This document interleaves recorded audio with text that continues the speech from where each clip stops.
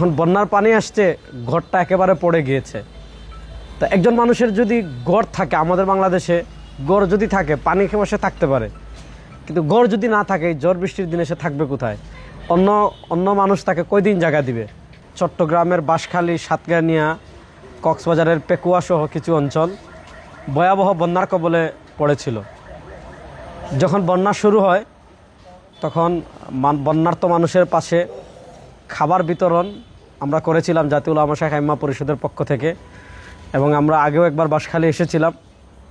আজকে আমরা বাঁশখালীতেও আসছি, এখন সাতকানিয়াও আসছি। আপনারা জানেন যে এই বন্যায় ক্ষতির যে একটা দিক আছে তার ভিতরে একটা বড় দিক হলো বাঁশখালী সাতকানিয়ায় প্রচুর ঘর আছে, হলো মাটির ঘর। যখন বন্যার পানি আসছে ঘরটা একেবারে পড়ে গিয়েছে। তা একজন মানুষের যদি ঘর থাকে, আমাদের বাংলাদেশে ঘর যদি থাকে পানি খেয়ে সে থাকতে পারে, কিন্তু ঘর যদি না থাকে ঝড় বৃষ্টির দিনে সে থাকবে কোথায়?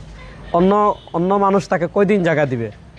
তো আমরা ওই দিনই ঘোষণা করেছিলাম যে ঘর নির্মাণে আমরা যতটুকু পারি আমাদের সাধ্য অনুযায়ী সহযোগিতা করব।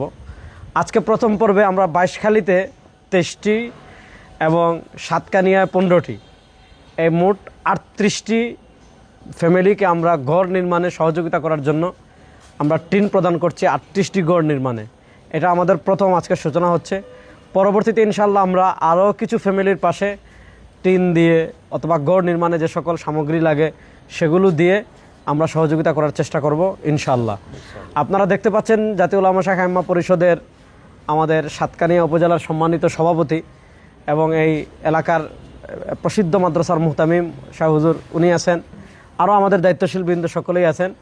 তো আমি সকলকে সামনে রেখে সবার কাছে আমার একটা বার্তা থাকবে যে আমাদের বাংলাদেশের মানুষের একটা ভালো গুণ যে কেউ বিপদে পড়লে আমরা সবাই মিলে পাশে দাঁড়ানোর চেষ্টা করি। অতীতে আমরা সিলেটেও দাঁড়িয়েছি, ফেনীতেও দাঁড়িয়েছি, এবং 17 সালে যখন আমাদের পার্শ্ববর্তী দেশ থেকে আমাদের মাজলুম ভাইয়েরা এসেছিল তাদের পাশেও পুরা দেশবাসী দাঁড়িয়েছিল।